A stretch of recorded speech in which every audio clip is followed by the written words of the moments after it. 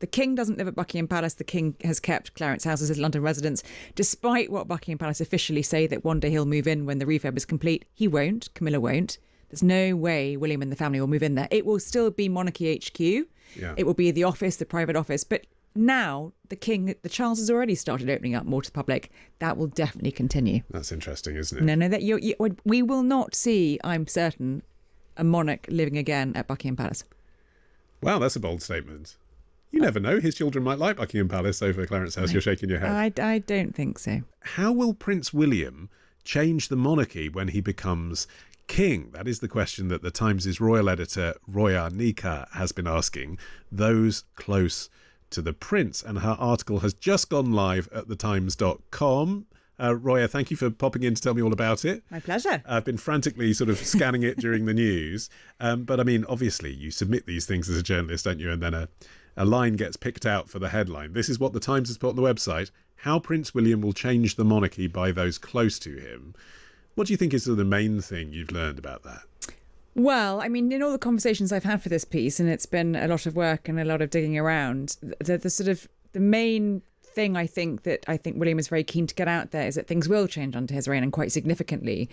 I think the things he's very keen to do very early on are, I've been told, to sort of, look under the hood of the institution and actually be really hands-on in restructuring the way the palace operates and the palace machine. That's something that, the current king and the last queen, I think, left much more to their courtiers. Yeah. And, I've been told by people close to him that, the last year he described as the hardest of his life, and he described it as brutal when we interviewed him last year in Cape Town. You've had the king's cancer diagnosis, his wife's cancer diagnosis, Kate, but yet it's been really the most formative year of his life in terms of thinking about the future. And that's why I sort of really wanted to dig into what is, how much William was prepared to let be known how he plans to change things. And I've been quite surprised by how far he's gone on that. Yeah, so when you say getting under the hood and restructuring, what does that mean? Does that mean an even slimmer kind of line of principles? Does that mean less money? I think money certainly is. I've been told he's very mindful of how much the monarchy costs, and wants to look at that. It's really also looking at the structure of the palace and the royal household. Up at Buckingham Palace hasn't changed for really back to Queen Victoria's time in terms of the structure, and I think he's very keen to see if that really is fit for purpose and suitable for a modern monarchy. And I think he will, I know he will be very hands-on in probably changing the structure of how things are run. He's also been thinking about his coronation, and it's going to look very different to the last two. How so? Well, the words modern and relevant have been used about his coronation to me from people close to William soon after the last coronation. But I think he's very keen to, whilst maintaining some traditions, strip it back, just make it much simpler, and it won't be as long.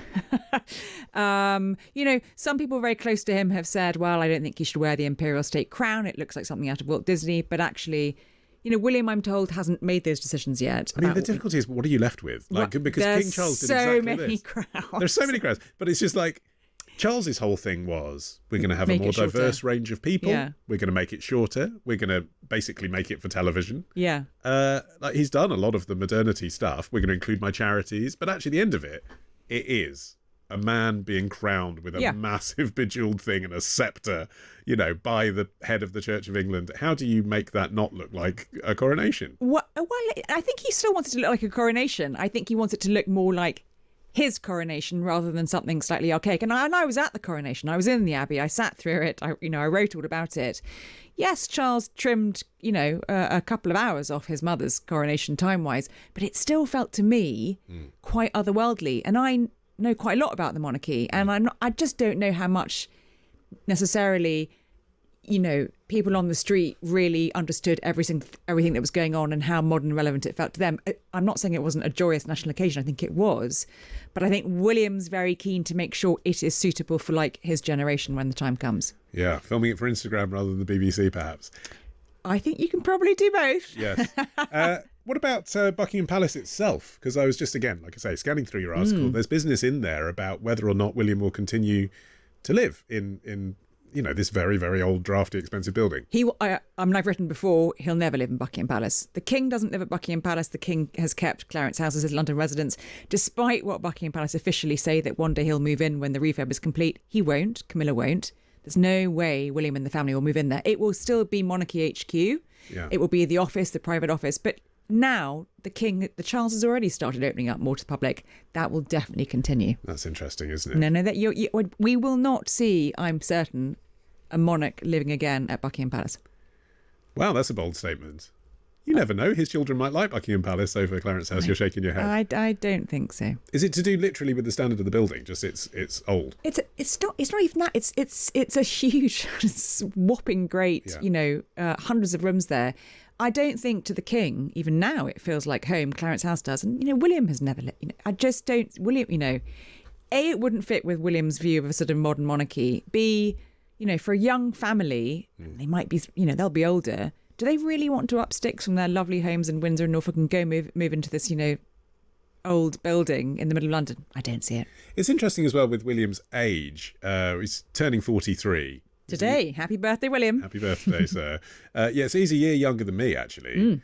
And I feel this because of the kind of age that I'm in. I guess it's standard kind of midlife crisis stuff, but I feel like I'm in the middle chapter. And, you suddenly start thinking about mortality. And obviously he's had reasons to think about that more than most. Do you think that's impacting his conversations around this? Because it's not just about his legacy. He's probably halfway through his life. That's a really interesting question. I don't know whether he's, got an eye on his own stopwatch. I definitely think that, like we said, that the past sort of tumultuous year and a half has really put things into focus for him. I'm not sure he's having a midlife sort of rethink, but I do think that he's conscious of the fact that he will not get the run-up of decades and decades and decades to the next job that his father got when he was Prince of Wales. And, we had the late Queen having a 70-year reign. That's clearly not going to happen this time. So the clock is slightly running more from that perspective.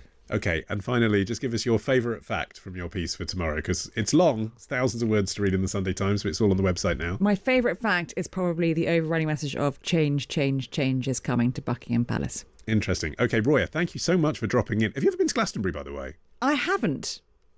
We need to fix that. Can you helicopter me in and out? I don't have that power, but people can. Okay. There are helipads. They're not the official festival ones. We'll talk about that in a moment. But anyway, thank you. Roya Nikkhah there, the Times' royal editor. Her article about Prince William changing the monarchy when he becomes king is in the Sunday Times tomorrow, but you can read it right now at thetimes.com.